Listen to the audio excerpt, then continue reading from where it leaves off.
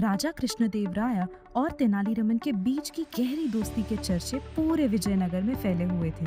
उसके पीछे की सबसे बड़ी वजह ये थी कि राजा के उलझे हर सवाल का जवाब तेनालीरामन के पास होता था।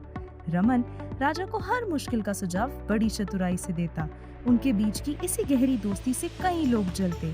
कुछ लोग तो तेनालीरामन को राजा के सामने नीचा दिखाने के लिए नए नए मौके ढूंढते रहते, पर रमन की चतुराई के आगे सब नाकाम रहते। विजयनगर में सोमू फल वाला तेनाली की चतुराई पर बहुत जलता। वो ये साबित करना चाहता था कि तेनाली से ज्यादा वो चतुर है। एक दिन उसे मौका मिल गया। तेनाली फल खरीदने मंडी गया। अरे क्या बात है तेनालीरामन, आज आप यहाँ कैसे पधारे?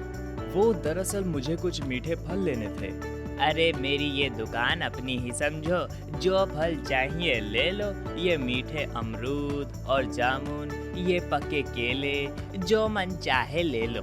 ये केले कैसे दिए? मैं ये केले लेना चाहूँगा। अरे मैंने कहा ना, जो तुम्हारा मन चाहे ले सकते हो। पर इसका दाम तो बताओ।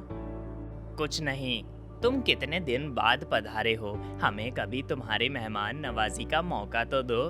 तेनालीरामन सोमू की बात मान के केले एक के बाद एक खा लेता है। ये केले तो बहुत स्वादिष्ट थे सोमू, तुम्हारा बहुत धन्यवाद। चलो फिर मिलते हैं। अरे तेनाली, कहाँ जा रहे हो बिना दाम चुकाए? अरे तुमने ही तो कहा था इसका दाम कुछ नहीं। हाँ तो कुछ नहीं दे दो। तेनाली समझ गया कि सोमू उसके साथ चालाकी कर रहा है, उसे जानबूझकर नीचा दिखाने की कोशिश कर रहा है। ठीक है सोमू, कल राजा के दरबार में आ जाना, वहीं मैं तुम्हारा कुछ नहीं दे दूंगा। दूसरे दिन राजा का पूरा दरबार भर गया। सोमू और तेनाली भी आ गए और कल का पूरा वाकया पूरे दरबार के सामने राजा को सुनाया। सब लोगों के बीच घुसपुस होने लगी। सबको लगा इस बार सोमू के हाथों तेनालीरामन की हार तो पक्की है। राजा भी सोच में पड़ गए।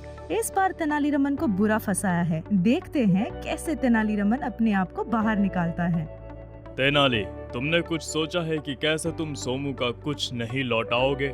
हाँ सोचा है ना महाराज, इसीलिए आपकी मौजूदगी में देना चाहता हूँ ताकि कल को सोमू अपनी बात से फिर न जाए। फिर तेनाली अपने साथ लाई एक लाल रंग की थैली सोमू को दे देता है।